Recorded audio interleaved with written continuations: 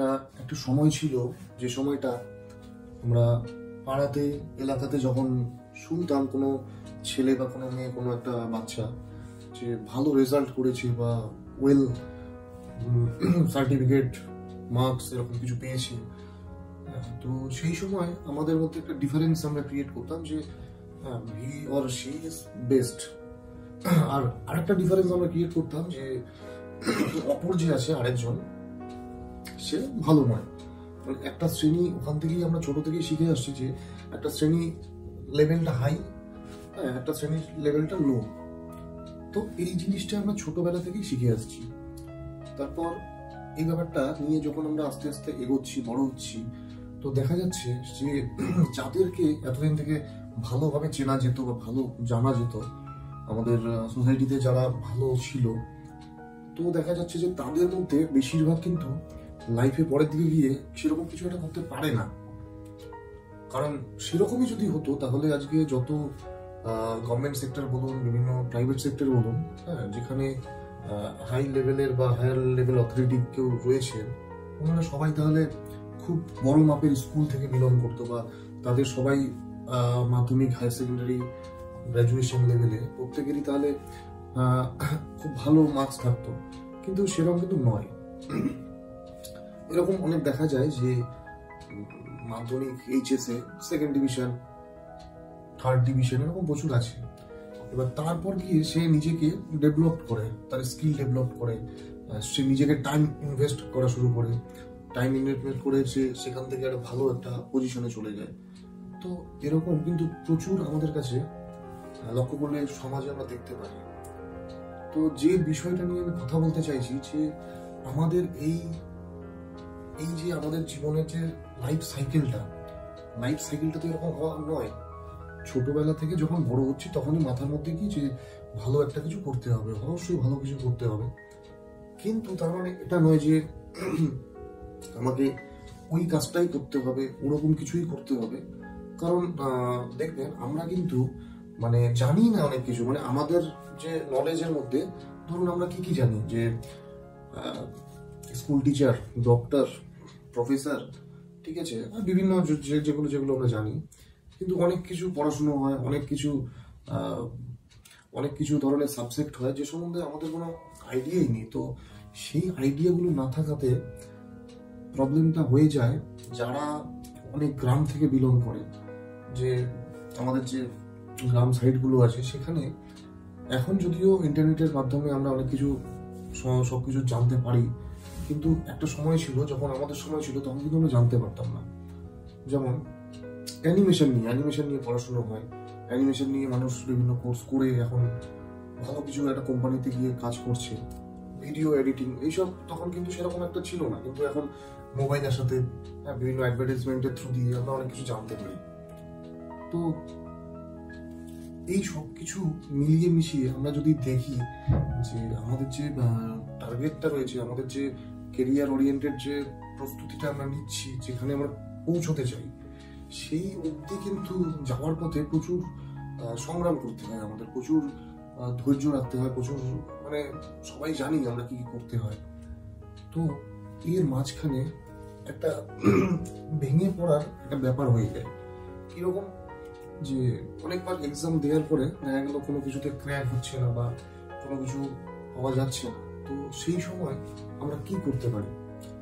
তো দেখুন, প্রথমেই বলবো আমাদের মধ্যে যে কি একজনের মধ্যে ট্যালেন্ট কিভাবে থাকে সেটা কিন্তু প্রথমে অনেকে নিজেরাই বোঝে না। এরকম অনেক ছেলে আছে যারা দেখা গেল মাধ্যমিকে খুব খারাপ রেজাল্ট, এইচএসে খুব খারাপ রেজাল্ট, কিন্তু পরবর্তী সে যখন কোনো একটা টেকনিক্যাল ব্যাকগ্রাউন্ডে চলে যায়, তারপরে দেখা যায় যে তার টেকনিক্যালে এত ভালো তার লেগে যায় সাবজেক্টটা, হ্যাঁ, সে এত সুন্দরভাবে এগিয়ে যায় লাইফে। এরকম প্রচুর কিন্তু আছে, আপনাদের আশেপাশেই দেখবেন দু একজন বন্ধু বান্ধব থাকবে। তো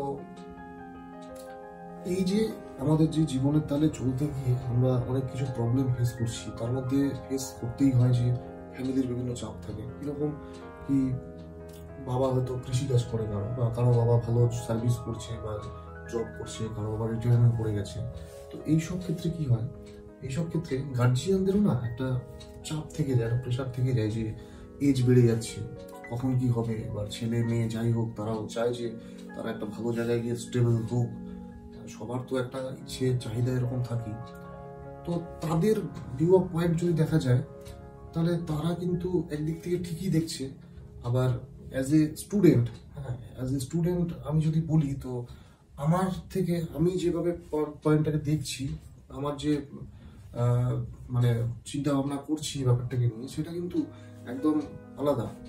তার কারণ আমার ভালো লাগবে না বাবা মায়ের কথা, গার্জিয়ানের কথা, আশেপাশের লোকজনের কথা ভালো লাগবে না, না লাগারই কথা। কারণ আমি তো চাইছি আমার কিছু হোক, সেটা সবাই চায়, নিজের ভালো সবাই চায়, কিন্তু অনেক কিছু করার পরেও কিছু হচ্ছে না। তো এই যে ব্যাপারটা, এই ব্যাপারটাতে আমাদের নিজেদের একটু গার্জিয়ানদেরও সহযোগিতা দরকার। আমাদের যে ইয়াং জেনারেশন এখন রয়েছেন, যাদের বাড়ির গার্জিয়ানরা আছে, তো তাদেরকে একটু বোঝানো উচিত যে ছেলে মেয়েদের একটু ভালোভাবে গাইড করবেন। গাইড ইন দ্য সেন্স, তাদের যে কথাটা বলবেন সেই কথাটা একটা ভ্যালিড পয়েন্ট অবশ্যই যাতে থাকে, এমন কিনা যে কিছুই হবে না বা হাল ছেড়ে দাও, কাজ হবে না, আর এরকম নয়। তাকে সাপোর্ট করতে হবে। কারণ সাপোর্ট না পেলে একটা মানুষ কিন্তু কখনো স্টেবল হতে পারে না। সাপোর্টের প্রয়োজন অবশ্যই সবসময় থাকে। আর দ্বিতীয়ত, আমাদের বন্ধু বান্ধব সার্কেল না প্রচুর, মানে কিরকম প্রচুর বন্ধু বান্ধব সার্কেল, ধরুন এখন তো ফেসবুক হয়ে গেছে, সোশ্যাল মিডিয়া, বিভিন্ন সোশ্যাল মিডিয়া আছে, হোয়াটসঅ্যাপ আছে। তো আমরা সকালবেলা উঠে গুড মর্নিং এইসব তো শুরু করে দিই সকালবেলা থেকে। তো তাতে কি হয়, এত বন্ধু বান্ধব আমাদের সার্কেলটা রয়েছে, তো তারা অনেক সময় মোটিভেটের কাজ করে, কিন্তু অনেক সময় ডিমোটিভেটও হয়ে যায়। এই জন্য, কারণ বন্ধু বান্ধব সার্কেলটা যদি বেশি থাকে তাহলে আপনাদের কিন্তু যে একজনের মেন্টালিটি তো একরকম হয়, আলাদা আলাদা, সেম তো কখনো হয় না। তো সেক্ষেত্রে দেখা যাবে যে আপনার যে বন্ধু আছে, দেখা গেলো আপনাকে বলছে না হবে না, এগুলো করে লাভ নেই, এসব পড়াশোনা করে লাভ নেই।